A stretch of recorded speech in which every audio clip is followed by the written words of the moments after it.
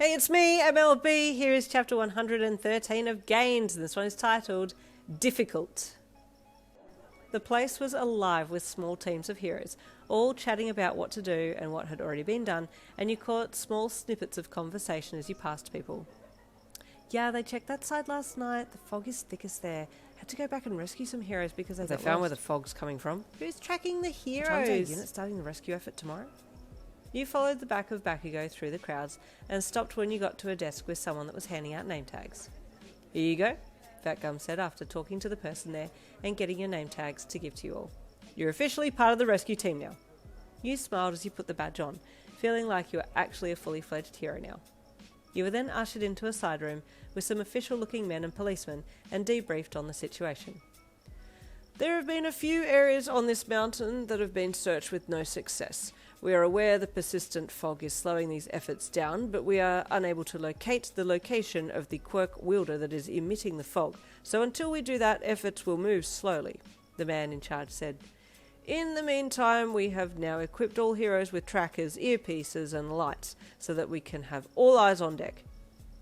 Good thinking, you thought as you accepted an earpiece, a tracking beacon and a light from him. He got you all set up, and then you were added into the computer and your trackers activated and checked.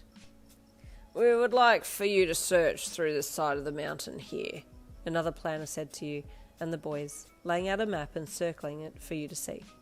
Fat Gum will be staying on the fringe and talking with you the whole time. If you find anything, please let us know. It was starting to get exciting now. You were actually going to help find some kids. After finishing up with the debriefing, you all headed back outside with Fat Gum holding the map. Okay, crew, how would you like to do this? He asked you all. You looked up at your boys. Maybe spread out and do like some kind of sweep of the area. Maybe only go the distance so we can still call to each other, you said. If we can hear each other through the fog, then we can definitely hear if someone else is between us, in case we miss seeing them. That's a good idea, Kiri said. Bakugou just remained quiet. With that plan in mind, you all set yourselves up, spaced out along the forest edge, and then stepped into the swirling white and grey fog.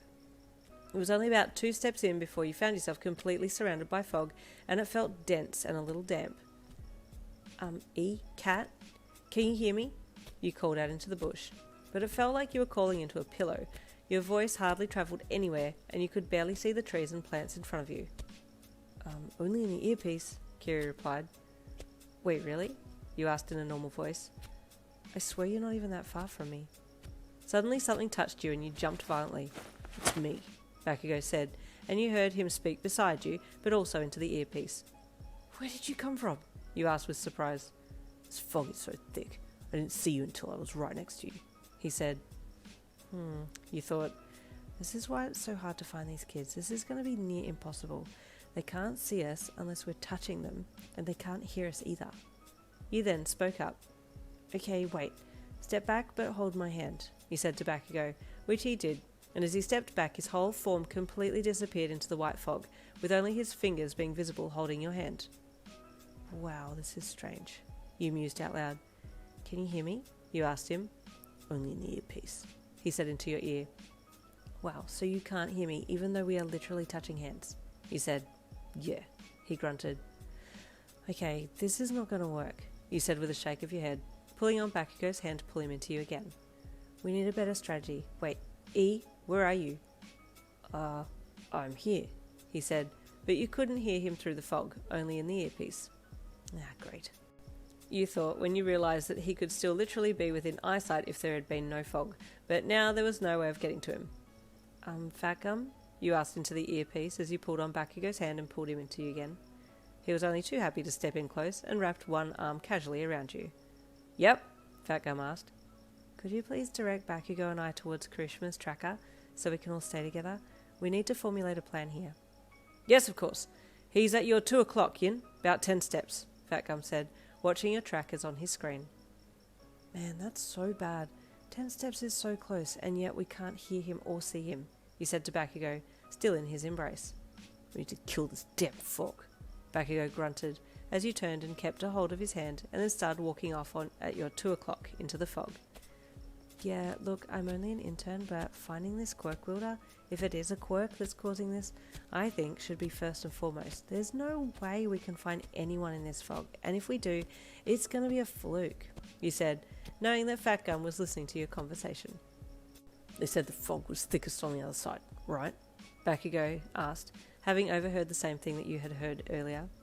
I think so, he replied, taking a few more steps to where you thought would be your 2 o'clock.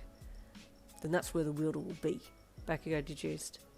I mean, that'd make sense, he replied thoughtfully. Fat Gum, how am I going? Are we close to Kirishima? He should be just on your right, Yin, he said. I'm looking, but I can't see you, Yin, Kiri said into the earpiece. Turn around there, Kirishima, she should be right behind you, Fat Gum said. You started to reach out, and then your hand hit something, and Kiri screeched into the earpiece.